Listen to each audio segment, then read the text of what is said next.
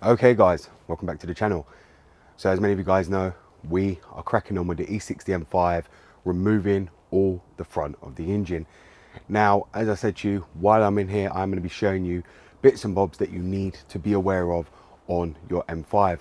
But this part I'm going to be showing you doesn't just apply to the M5, it applies to a lot of your cars, especially the M52, N53, N54, N55. Most cars from 2000 and up will use this part on a lot of engines worldwide, and this part relates to a lot of your cars, and this part can cause a lot of issues that many of you guys ain't even aware of because of the way it's hidden, and people just wouldn't think this would cause the issues it actually does on your engine. So let's go over it, and I'm going to tell you exactly what this part is and what it actually does. And the reason why I've actually made this video is purely because nobody actually shows where the location of this is, and there's many people searching for it, especially on YouTube, of how to locate these, and nobody actually shows where they are when they've actually got the plenums off, especially on the E60 M5. Goddamn, get it done, will ya? Woo. When the blow up now, everybody's so unusual with it.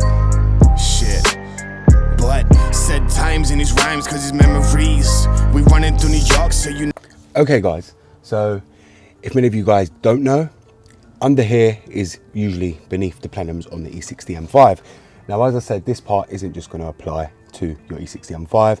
This part is going to apply to all your BMWs and any car for that matter from, as I said, 2000 and upwards, because this part was critical for emissions. But it's not only an emission product, it can actually cause a lot of issues on your car. So if you can see down here, these are the EVAP valves, which are the purge valves, many of you guys want to call it.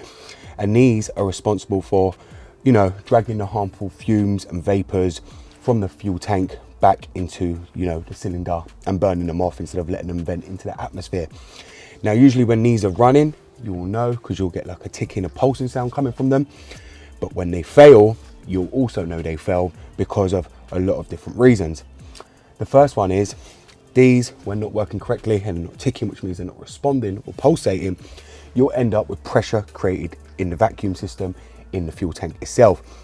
Now, you might notice that when you go to fill up your tank full, and your car will be hard to start, it will just keep cutting out when you actually start your car, or when you run low on fuel, you'll notice that these can actually stop your car starting as well, because you'll get the same symptoms as you would on a full tank, which is the car, when you go to start it, it will just cut out and suddenly not start again, and you'll have to keep cranking it until it actually starts, until this thing kicks in and actually starts working and drags the vacuum out of the actual system. Now, the next one of these like to fail is they can give a rough idle. Now, this is notorious on a lot of cars, especially on the M52. The purge valve goes out and it's very easy to locate. It's not like the M5, and you'll end up with a rough idle. Many people don't check for it, don't look for it, and don't know how to locate it, and that's how a lot of the time they end up coming across this as the culprit, because of that reason that's giving a rough idle after changing everything else on their car. Now, these are located beneath the plenums, and to be honest, they don't really give much issue. But I do know in countries with the fuel doesn't have additives in it, and it's obviously got a lot of crap inside the fuel, especially from the fuel station, these can clog up really bad and end up actually failing, and you guys wouldn't even be none the wiser what's actually happened. They are notorious for actually going out on other engines, but I haven't known them to go out on the E60 M5 as such. So they are usually two of the main symptoms that usually happen, which I've gone over, which is difficulty starting and rough idle. The next thing you'll probably notice if it's completely bad and actually really failed, or it's completely not working, because sometimes what will happen is it will start ticking, then might stop, then start again, then stop, it might pulsate and then not pulsate, and then that will end up not throwing a check engine light, and it will become a non-existent code because it's working but not working. The only time these will actually throw a code is when they're completely failed. Therefore, you'll get a check engine light on your car, which will have to be cleared. But these can really affect the running of the car, because they're responsible for, like I said, dragging the harmful vapors back into the engine from the fuel tank and disposing of them correctly so they don't vent into the atmosphere to not actually pollute, you know, your country. So if you do have a fault, I would recommend actually checking these. Like I said, they are easy to locate. They literally live right down here, and they go in to actually the cylinder heads itself with the pipe and then crack on down the back there. You'll also notice the TCV connects in line with the EVAP system as well on the E60 M5. Many of you guys don't know, but all these pipes, they all go into the EVAP system as well.